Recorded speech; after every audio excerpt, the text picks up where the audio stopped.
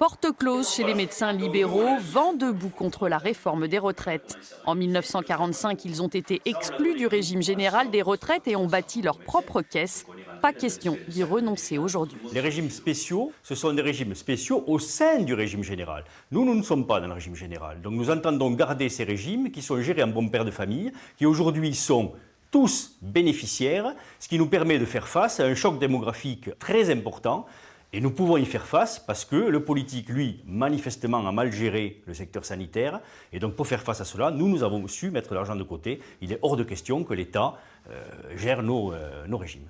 Situation identique chez les infirmières libérales. Elles aussi ont une caisse autonome et viable. Avec la réforme, leurs cotisations vont passer de 14 à 28%, alors que les tarifs, eux, restent bloqués. On n'a que des contraintes. Des contraintes qui font que ça ne va plus être gérable pour beaucoup de cabinets. Et forcément, il y aura des cabinets qui vont être contraints de fermer leurs portes.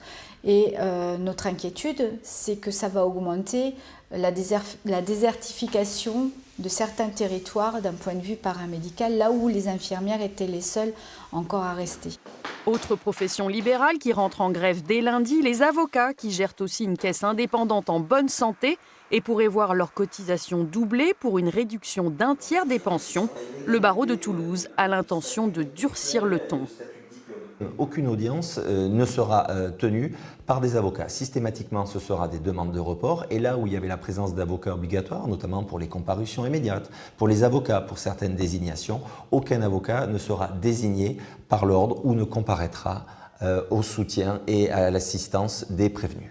En septembre, les professions libérales avaient déjà manifesté ensemble leur inquiétude.